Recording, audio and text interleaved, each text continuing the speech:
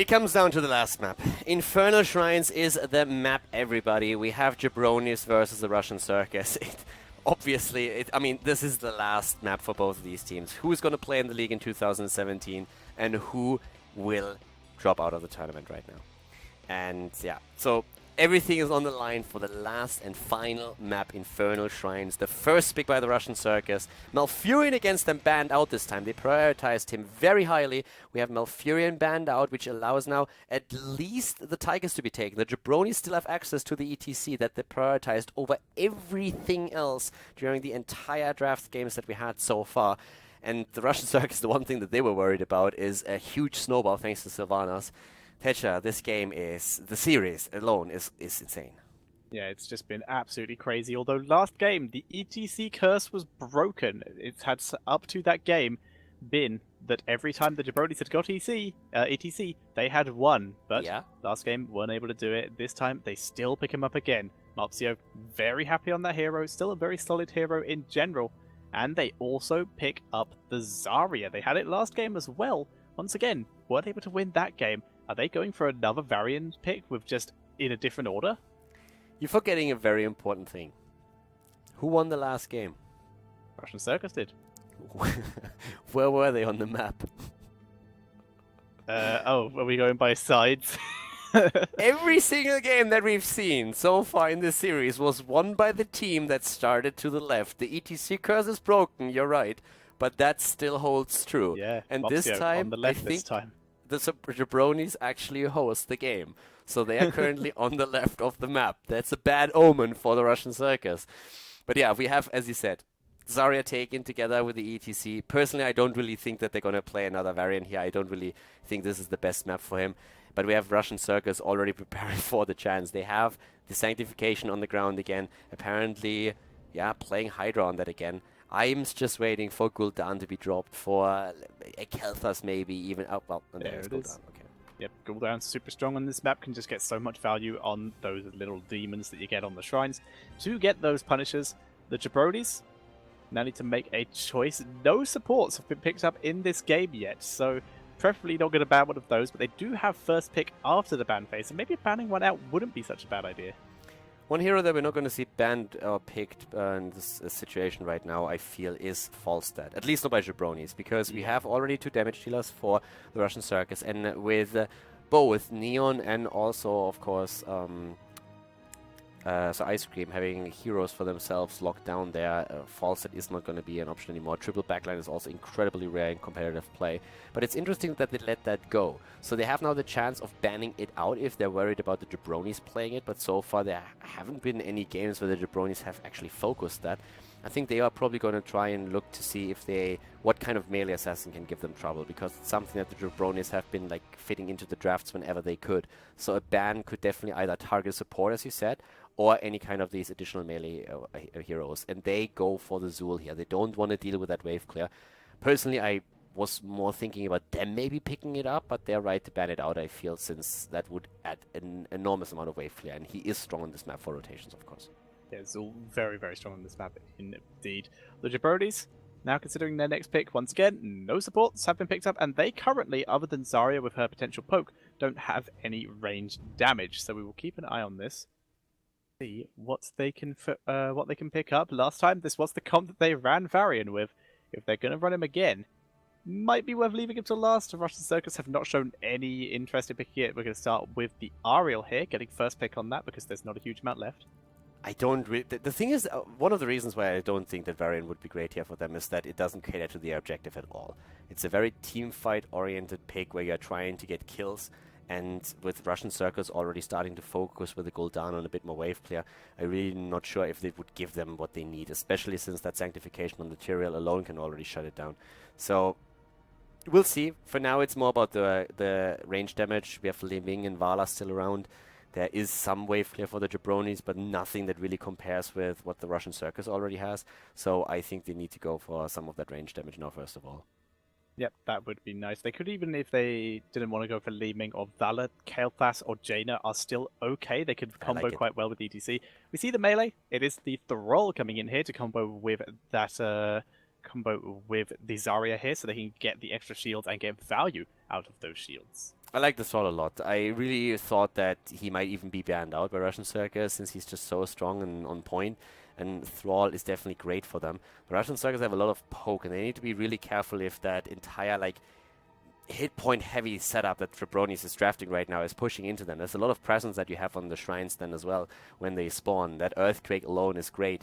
And this is one of the moments when you can actually even play with a false step, but they already have made their choices regarding the backline damage. So they go instead into the Arthurs. Arthurs on this map is more often played than on any other, I would say, maybe with the exception of Tomb of the Spider Queen, where we have seen him. But overall, the presence that you establish on a shrine can be absolutely great, and I really feel it's a decent choice for them to be made here. Going also in terms of healing now that we have Oriel taken away and Malfurion banned out into another of Sefkar's comfort picks with the Charism here. Yeah, and the Charism can work well for them. They can either go for the Palm, which we've seen them run both the Palm with damage Charism build and the heal build with the 7-sided strike. They appear to have just the two different sides there, where whichever build you go for, the ultimate you go for is the opposite. And Jabronis, with their range, it is going to be the Valor. Good AoE damage for the shrines and combos quite well with the Ariel. The stage is set. The last map, Infernal Shrines. Jabronis up against the Russian Circus. There's still that little bit of a curse that the team to the right side has endured throughout the entire series. Can the Russian Circus break through that and take it? Are they going to play in HTC 2017, or will the Jabronis take the third victory now that they need to make it into next year's league? We're going to jump into Infernal Shrines, our last map of this semifinal, to find out which of these two teams is going to qualify. Yeah, can they break the curse? Indeed, it's gonna be interesting. It's all down to Russian Circus to actually break that curse. In seriousness, both these drafts are very solid. Russian Circus's draft, though, I will say this is a very Russian Circus style draft. A lot of the others they've done today have been what I would call standard drafts, whereas this one, it screams Russian Circus. They have everything they like to have. They have the Charism, which is an interesting spot we don't see a huge amount of people playing. They have Tychus, they have Gul'dan, and a little bit of an alternate tank in the form of Arthas. Also, what do you mean with be serious for a moment? I'm totally serious. Left team wins. No, but you are right. This is a very aggressive setup. They love to play stuff like this. The last and final map. Let's get it done.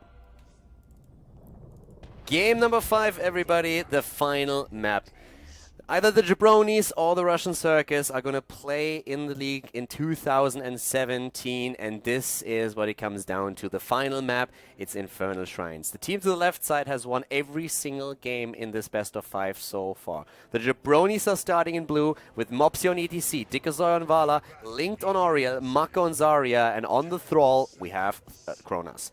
To the right side, on the other hand, Hydra with Ethereal. Power of Dream now on Arthas as the main tank. Neon again on the Gul'dan. Sir Ice Cream on Tychus. And Sefka is currently playing on Charism. It's the last map. It's the final battle between these two titans here today. Who is going to come out on top of it? Already on level 1, Transcendence being used for Charism. Malfurion was banned out. Oriel taken away, leaving Sefka with one of his comfort picks going into the Charism here. Etcher, this is going to be close. Is going to be close indeed, like every game except for the last one has been. We already see Gul'dan getting some great corruption stacks, really starting off this game with a bang. And with Charism going for that Transcendence, like you said, I'm going to assume that if the theme of every time he's picked Charism in the past goes in, he's going for 7-sided strike. Yeah, that's definitely an option here. Overall, they have, of course, good presence on the shrine. We have 3 very tanky heroes for the Jabronis, but with Arthas, Tyrael, we have 2 heroes that can actually match that, especially, of course, with the heroic abilities that are going to pick up. We have a bit of a roam happening now between mid and bot, which is very traditional. Up to the top lane, on the other hand, Kronos is isolated. Oh, very nicely done. Good kill on the solo lane. Good start for the Russian Circus into the game. Yep, picking up first blood here. Very nicely done. Power of Dream took a lot of damage. Mopsio coming up here to soak XP, stun Sir Ice Cream on the way through, preventing him from mounting, and to make sure that he didn't take too much harassment as he came up. This is just an insane setup right now. Mopsio playing with the Russian Circus up to shortly before the third qualifier. Russian Circus, they had to adapt so quickly. get a new player in, make sure that they practice a bit and find that synergy. Then of course you have now two teams that just collide on such a stage. Especially when you think about what happened to the Jabronis in the second qualifier. They had problems, they had to forfeit their games, they couldn't play. So basically this is the one chance where they can really make a stand now, and they make it all the way to the semis. And it comes down to the last map. The Russian Circus was so close already in qualifier number 2, leading in the semifinal with a 2-0 against BGenius, but the French team turned it around. Now we're going for the first objective here on our last map, Infernal Shrines. Power Dream clearing up minion waves. Mopsio wading through, takes a bit of damage, but dodges out the route, so he's able to do a bit of work here. And like you said, the Shrine has been started, a bit of an advantage going over to Russian Circus thanks to Neon, as he's able to just shred through these skeletons. Earth Ally has been chosen, shredding through things. Maka is falling. Zarya has been a bit of a punching ball in the last game, and the trend continues as she dies right away. That should give the Shrine and the Punisher over to the red team. The Russian Circus taking a massive lead here, and there's no contestation anymore. This is looking strong for them as they're starting to push for the first objective, and therefore, of course, also the bot 4. Punisher going over to Russian Circus, like you said. Also, just quickly on level 4 talents.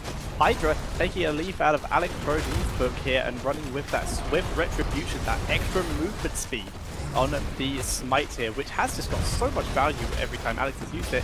See if it works out for them too. Yeah, this is a bit of a problem. Maka gets chased again, locked down, and again Zarya is dead once more. The Punisher jumps in, it's another kill. They get Vala 2, Mopsio is also low. They're making their play for the fort here.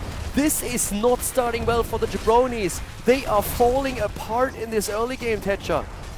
They were looking so good earlier on, but now jobbing out a little bit here, struggling to make some take anything at this start. Level 7 about to be hit here for Russian Circus, but it's still a chance. It's not over yet. Currently, even with the level deficit, we are going to see Russian Circus take this camp, but the Jabronis in position to at least defend it. Yeah. Currently, we have a massive lead for Russian Circus this early in the game, and I want to highlight once more that we are on Infernal Shrines, a map that can snowball heavily. The reason being very simple. If those objectives spawn while you have a talent lead, you can always get a huge advantage going for the objective and just try to continue that trend. You win the objective, you get more experience, and you just keep that going. So at some point, if they're not careful, the Jabronis might find themselves on the back foot and always down a talent, where eventually they will have to take a very disadvantageous fight. The level 7 talent is already in play. It's all about level 10 though when we're talking about the second shrine on the map. With those level 7 talents though, we can talk about a couple of them. We have the Heavenly Zeal for Karazim. Once again, more movement speed for the team. With the Swift Retribution and the Heavenly Zeal, Arthas especially is going to be so mobile in terms of getting into the backline to get that damage done, seeing as he took the Biting Cold on his level 4. He did, however, not go with the resistance talent that he has, instead going with the Immortal Coil. Yep, no Icebound Fortitude for him. It is the Immortal Coil right now. A level lead for them. 4 kills against 0. The fort at the bot lane also destroyed. That is massive if there's another Punisher happening to be there later on in the game. But for now, of course, it's all about the Punisher number 2. And this is spawning in the mid lane. So that's where both the teams are going to try and make their stand. Keep in mind, there's a lot of shields available on the side of the Jabronis. But we have the presence here and also the position on the shrine for the Russian Circus. They're actually setting a bit of a trap, trying to go for a kill. And they go for Kronos. If they drop Thrall here, and they do, they get another massive lead. They're placed by the Russian Circus right now. They are doing so incredibly well here in this early game. They dominate at this point. They are showing so good right now. The grenade to keep Thrall from escaping was insane. And we are seeing, like we said, Punisher going over to Russian Circus again. While Sir Ice Cream gets even more value pushing up with that Fallen Shaman there to put some pressure onto top lane in preparation for when a Punisher might spawn there. Now, the one thing that I want to highlight still while we are talking about that lead with, and now also the ability is about to happen for the Russian Circus, is they had several games in this series where they were far ahead, and let's be quite honest here, they totally blew it. So this game is currently going extremely well for them. Like, it couldn't get any better, but they have to be very careful that they don't overextend, that they don't make the mistakes they made before. The Horrify is used by ETC. It is going to be 7-sided strike, and it's going to be ETC's health hit 7 times down to 0. and we're going to see the Thor get taken out so quickly. Punisher still with half health, so they could continue to put a bit of pressure on, but instead, they're going to guarantee top 4 so that the next Punisher they get can push into a tier 2 with full health. Right now, they have to just make sure that they don't overextend. They are in the lead massively at that. 2 forts down. They are going for the top lane. Arthur's at the bottom, but do not make those greedy moves if they want to win. The Jabronis are waiting for them. They know there could be exactly these moves, and they stay way too long, in my opinion, over here. The 10 is still there. They can disengage with the Sanctification if they need to. They're cautious about it. They have Arthur's on the way to the top right now. There's nothing lost. With level 10s, that would have been an opportunity for the Jabronis to make a play, but of course the Russian Circus was very aware that that ability was not available to them yet, so they could make that play at the top lane.